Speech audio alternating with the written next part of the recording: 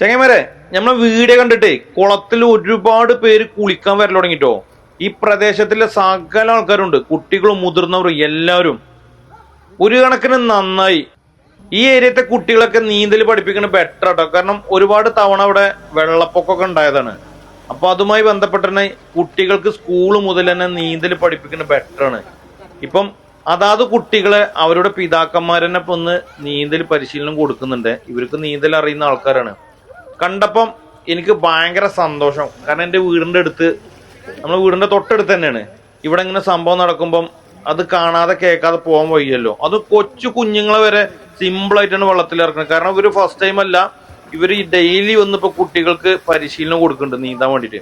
ഈ കുളത്തിൽ നല്ല ആയുണ്ട് കേട്ടോ. നല്ല ആയം പറഞ്ഞാൽ മൂന്നാക്കൊക്കെ വെള്ളമുണ്ട് ഇപ്പം. പിന്നെ എനിക്ക് നിങ്ങളോട് പറയാനുള്ളത്, ഈ വീഡിയോ കണ്ടിട്ട് നീന്തൽ അറിയാത്തവർ വന്നിട്ട് ഈ നീന്തലിന്റെ ഉപകരണങ്ങളൊന്നും ഇല്ലാതെ കുളത്തിൽ ഇറങ്ങാൻ നിൽക്കരുത്. ഈ 2-3 പടവ് കഴിഞ്ഞ് കഴിഞ്ഞാൽ നല്ല വെള്ളമാണ്. കാരണം അപകടം ഉണ്ടാകാൻ ചാൻസ് കൂടുതലാണ്. അതെല്ലാവരും ഒന്ന് ശ്രദ്ധിക്കണം. നീന്തൽ അറിയുന്ന ആൾക്കാരുടെ കൂടെ വേണം വരാൻ. ഒറ്റയ്ക്ക് സ്കൂൾ കുട്ടികളൊന്നും ഇതേപോലെ ഇങ്ങനെ വഴി വിട്ട് വന്നിട്ട് ഒറ്റയ്ക്ക് കുളിക്കാൻ ഇറങ്ങരുത്. കാരണം നല്ല ആഴമുള്ള സ്ഥലമാണ്. നമ്മൾ നദിയിൽ കുളിക്കുന്ന പോലല്ലേ ഈ കുളത്ത് കുളിക്കുമ്പോൾ. നദിയിൽ എന്ന് പറഞ്ഞാൽ നമ്മൾ ചാടുന്ന സമയത്ത് വെള്ളം വൈഡായി പോകും.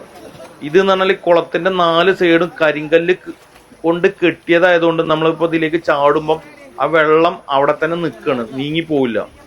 ഉദാഹരണത്തിന് എന്താ വെച്ചാൽ നമ്മളൊരു ഗ്ലാസ്സിലേക്ക്, വെള്ളം നിറച്ച ഗ്ലാസ്സിലേക്ക് ഒരു കല്ലെന്തെങ്കിലും ഇട്ടാൽ ആ വെള്ളം പൊങ്ങി വരെയുള്ളൂ. നേരെ മറിച്ച് നദിയിലാണെങ്കിൽ നമ്മൾ ചാടനോട് ആ വെള്ളം തള്ളി നീങ്ങിയാണ് പോകും. അപ്പം അതുകൊണ്ട് എന്താ പ്രശ്നം ചോദിച്ചാൽ, നമ്മൾ ഇതിന്റെ സെൻട്രൽ ഭാഗത്തു നിന്ന് ഇതിന്റെ അടിയിലേക്ക് ചാടി കഴിഞ്ഞാൽ പൊങ്ങി വരാൻ ഭയങ്കര ടൈം എടുക്കും. നദിയിലൊക്കെ ആണെങ്കിൽ പെട്ടെന്ന് പൊങ്ങും. ഇവിടെ അങ്ങനെയല്ല, നമ്മൾ താഴത്തേക്ക് പോയി കഴിഞ്ഞാൽ മുകളിലേക്ക് വരാൻ ടൈം എടുക്കും. അപ്പം കുളത്തിൽ കുളിച്ച് നല്ല പോലെ ശീലമുള്ളവർ മാത്രമേ ഈ കുളത്തിലേക്ക് ഇറങ്ങാൻ പാടുള്ളൂ. പിന്നെ പഞ്ചായത്ത് ഇവിടെ ഒരു മുന്നറിയിപ്പ് ബോർഡ് വെക്കുന്നതും ബെറ്റർ ആയിരിക്കും. കാരണം ഈ കുളം നന്നാക്കിയപ്പം ഒരുപാട് പേര് ഇവിടെ ഒന്ന് കുളിക്കുന്നുണ്ട്. അപകടങ്ങൾ വരാതിരിക്കട്ടെ, അത്രേ എനിക്ക് പറയാനുള്ളൂ. എല്ലാവരും അവരവരുടെ സുരക്ഷ നോക്കുക. ഉപകരണങ്ങളൊന്നും ഇല്ലാതെ ശരിക്കും കുളിക്കാൻ വരരുത് ഇവിടെ. നല്ല വെള്ളം പറഞ്ഞാൽ നല്ല വെള്ളമാണ്. 3-4 ആൾക്ക് നല്ല ആയുണ്ട് ഈ വെള്ളത്തിന്. പിന്നെ അതേപോലെ സൈഡില് നമ്മൾ ഏത് സൈഡിലേക്ക് നീന്തിയാലും ലോങ് ആണ്, നല്ല നീളം വീതിന്റെ കുളത്തിന്. അപ്പൊ നമ്മൾ സെൻട്രല് ഒരു ഏരിയയിലേക്ക് നീന്തി കഴിഞ്ഞാൽ ചിലപ്പോൾ എത്താൻ ബുദ്ധിമുട്ടാവും, നമ്മൾ കുഴങ്ങിപ്പോവും. അപ്പൊ നമുക്ക് തിരിച്ചിങ്ങോട്ട് നീന്താനും പറ്റൂല, അപ്പൊ താന്നു പോകും. അപ്പൊ അത് നല്ലപോലെ ശ്രദ്ധിക്കണം ആ കാര്യങ്ങളൊക്കെ.